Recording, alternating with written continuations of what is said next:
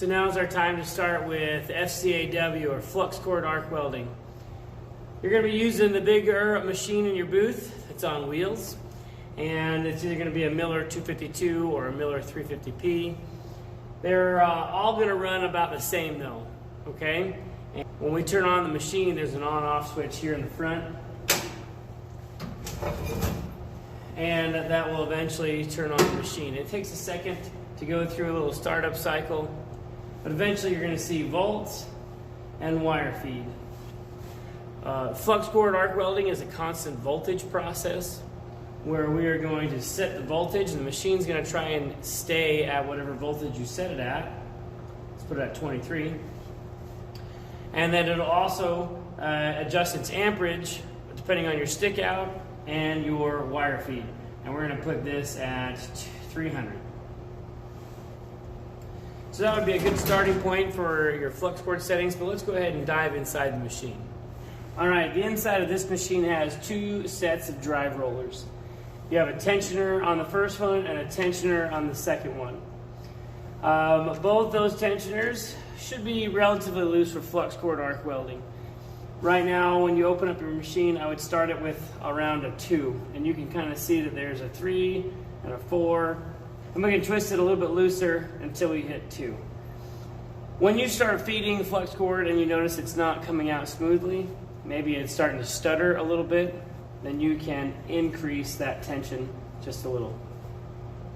These drive rollers, they come out with a click, and then when you open the tensioner, you have your drive rollers. These are black drive rollers. They have little teeth on them. They're called knurled. And flux cord is actually a tubular wire, and if we had the other drive rollers, then it would crush it. These drive rollers are a little bit softer, but they grip it with these little teeth to help push this tubular wire through the machine. Lock those in place.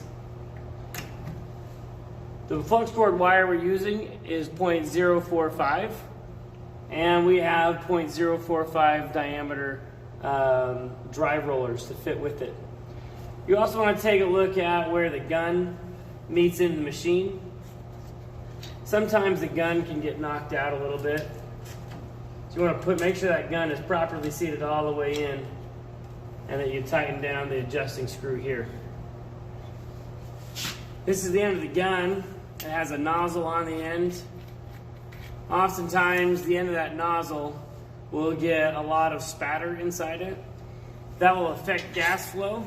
So you always want to take your welpers, your welding pliers, and periodically clean that out, at least once a class period, if not twice.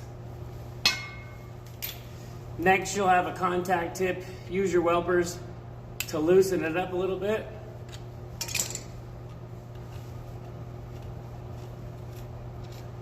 Once you pull off your contact tip, it should look fairly good, not too boogered up, not too melted. It may be a little scorched, but it'll still be good. Sometimes there'll be a little kink or a ball at the end of your wire from when you last welded, and you'll need to take your welpers with the cutting side and clip that off. Next, we have the diffuser and the insulator. Sometimes you'll need to take this diffuser off. You're going to grab yourself an adjustable wrench, put it on the two flat sides of the torch. Once you get the diffuser to start coming out, I usually take this off because sometimes there's a little lip inside here, and if I'm going to run wire back through, oftentimes it'll get caught on that and I'll have to redo what I'm trying to do. Sometimes if let's say this gets welded to the tip of the gun and you pull the trigger, you can see how this can be pushed out. Sometimes instead of the gun coming out, a bird's nest will happen, where you get lots of built-up wire shoved inside the welder. You'll have to clean that out. Oftentimes you'll have to clip the end of the gun and then pull the rest of the wire out the gun. The gun is about 12 to 15 feet long, so you're gonna have that much wire that you pull out. You'll wrap that up, and we'll throw this in the trash can.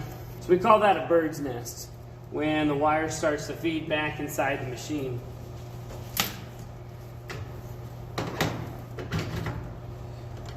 Tighten that back down onto the gun. You can see we have this kinked up wire right here. Well, that's not going to go straight through there either. So I'm going to open up both sets of drive rollers. I'm going to get rid of the kink, pull it back through, maybe straighten it out just a little bit, but it needs to be fairly straight.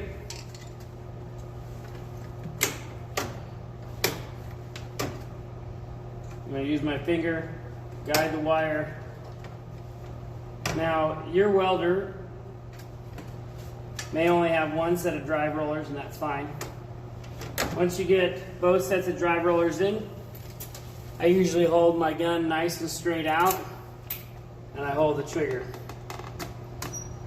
And eventually it'll go into a jog feature where it's trying to send the wire all the way through. Once the wire's all the way through the gun, again, I make sure that my tensioners are about a 2 or 2.5 on each of those. Make sure the insulator is on with a tapered end facing towards the trigger. Throw your insulator and put your diffuser on. None of this needs to be wrenched. Put your contact tip back on. Again, if you need a new contact, make sure that it says 0.045 on it, so it'll match the wire diameter of flux cord that we have. And now we have that ready to go, and we're ready to weld. The reason why we chose these settings of 23 and 300 is we have a chart up on the wall by the bandsaws that has a list of different material, different wires, different wire diameters, and different thicknesses. According to the chart from the manufacturer, it recommends a starting point. And we'll go over exactly why we decided to pick 23 and 300 for the material we're welding.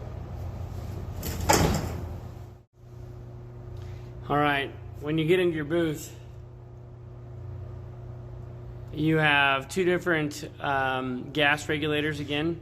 If you'll remember, those gas regulators that you use for TIG welding are on the left, and the ones that you're going to use for flux cord are the ones in either the middle of the booth or technically the right. So you're going to open that one all the way, not just until the red shows, because this is just a cap. This is just a cap to identify if the gas is on from afar. If I close this, technically I can open that and it doesn't go, but you want to make sure you twist it all the way. And then when you tap the gun, you know, if you see the ball float, the gas is on. And that should be about where it floats. If you need to adjust how much gas is coming out, you can adjust this little knob right there.